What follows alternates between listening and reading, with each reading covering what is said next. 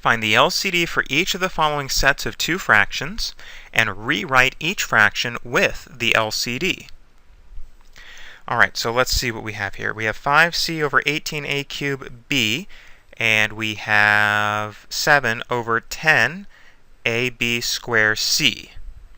So let's first factor the denominators and find the LCD. Alright, so 18a cubed b is 2 times 3 times 3 times a cubed times b. I should say 2 times 3 square. Alright, and 10 ab squared c is 2 times 5 times a times b squared times c. So my LCD, let's see, I would need 2, 3 to the second, 5, a to the third, b to the second, and c.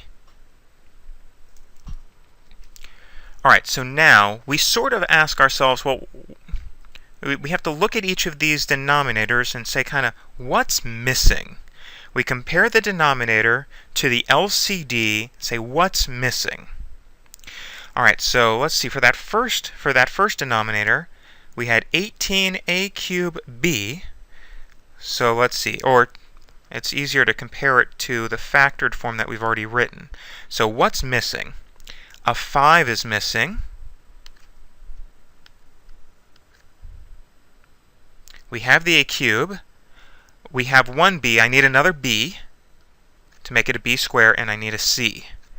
And if I multiply by that quantity in the denominator, I have to multiply by that same quantity in the numerator. Alright, let's look at the second fraction.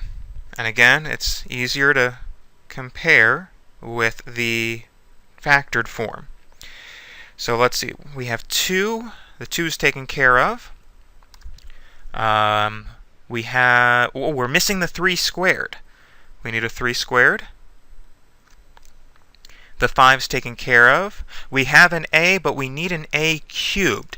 So I need to multiply by a squared. We have the b squared, we have the c. Alright, so multiply the numerator by 3 squared a squared as well. Alright, and so now we clean this up. So the fractions are 25b c square over the LCD. Now it's, we usually in this situation we write the LCD in its simplified form, so that's going to be 90 a cubed b squared c. Alright, and the second fraction, 7 times 3 squared times a squared, that's 7 times 9, that's 63 a squared, over, and again the common denominator is 90 a cubed b squared c. Let's look at exercise B. Our fractions are 2p over p plus 5 and 4 over p minus 2. Alright, so our fractions, our denominators are already factored, so then the LCD is simply p plus 5 by p minus 2. And so in this case, it's really easy to determine what's missing.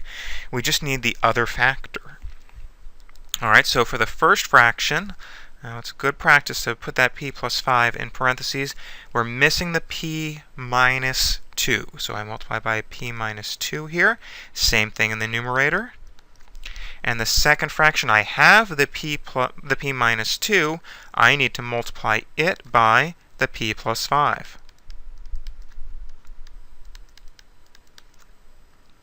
Alright, so equivalently, our fractions are, alright, so using the distributive property in the numerator, 2p times p minus 2 is 4p squared minus 4p over the common denominator. The denominator we usually leave in a factored form in this situation. So I'll write p plus 5 by p minus 2.